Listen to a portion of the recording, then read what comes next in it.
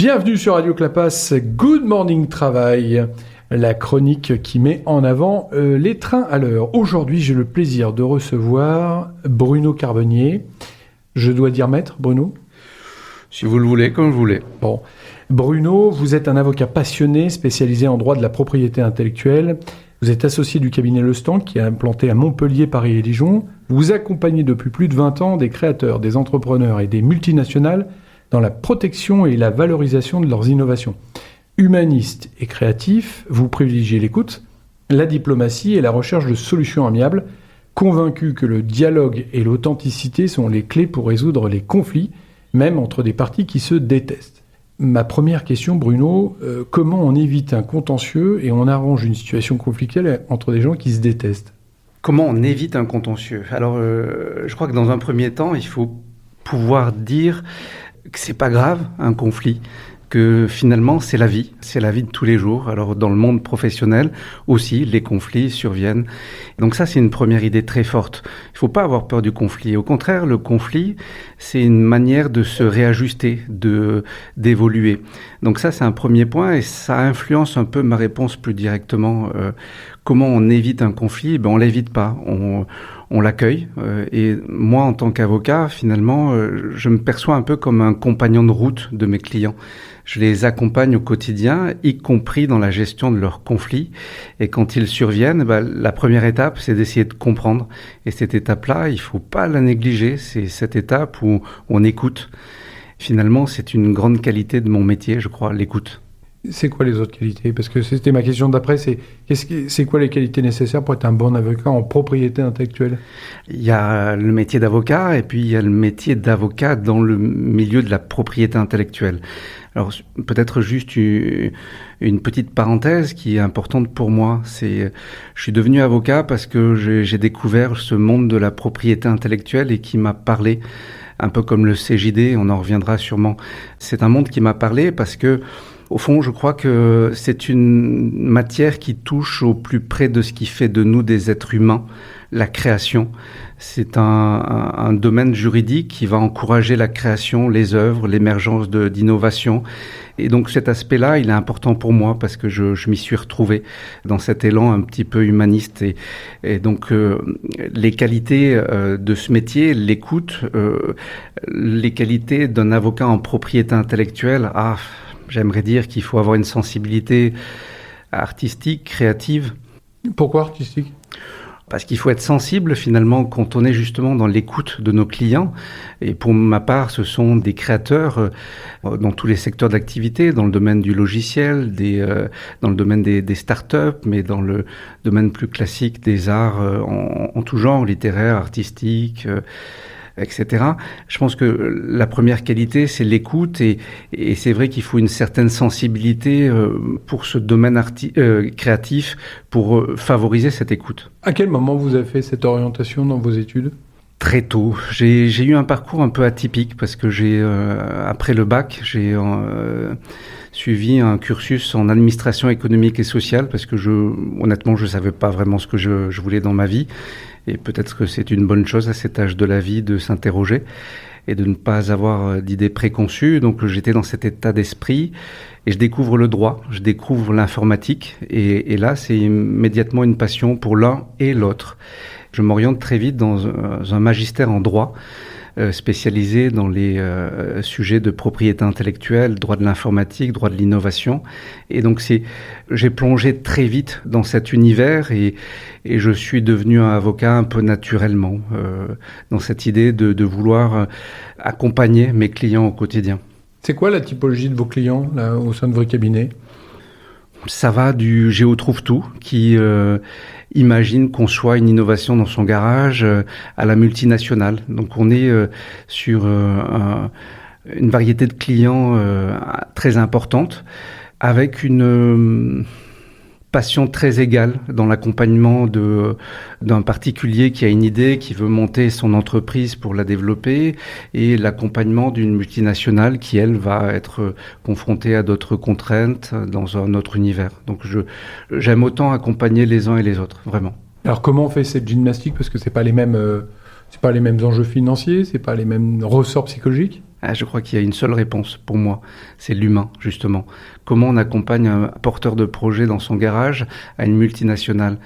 En développant un peu plus sa part d'humanité, c'est dans l'écoute des besoins du client. Et le client, que ce soit un directeur juridique d'une multinationale ou un porteur de projet isolé, ça reste un humain et qui a besoin d'être écouté. Et je pense que ce qui fait la différence aujourd'hui, c'est peut-être cette capacité d'écoute.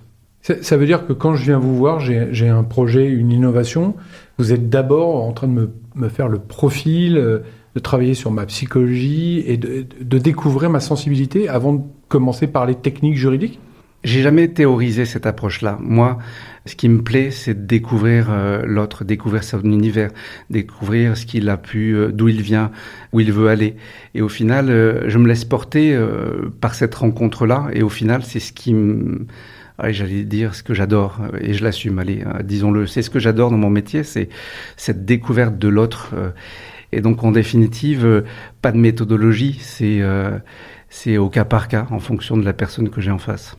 D'accord. Donc, vous faites à chaque fois du sur-mesure, vous faites un travail d'analyse psychologique, et là, vous êtes d'abord sur l'humain et ensuite sur la réponse, on va dire, technique. Ouais, tout à fait.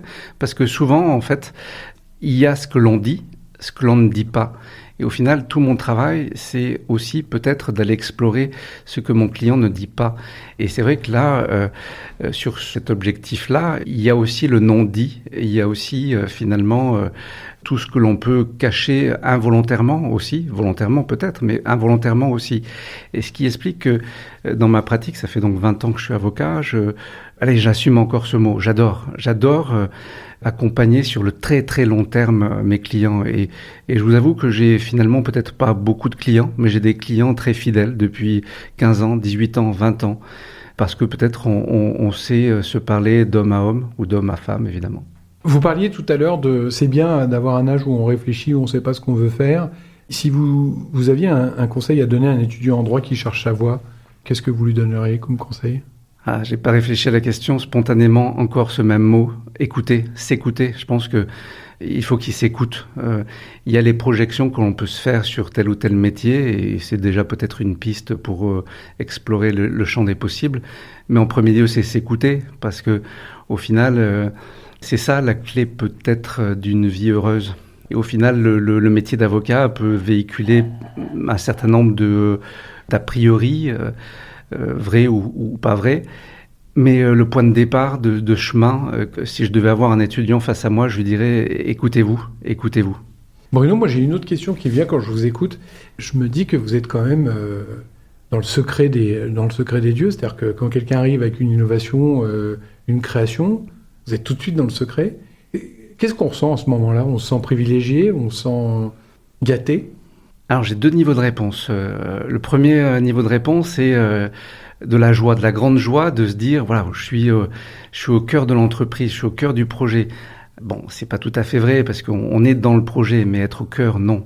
Mais on l'accompagne comme d'autres membres d'une équipe.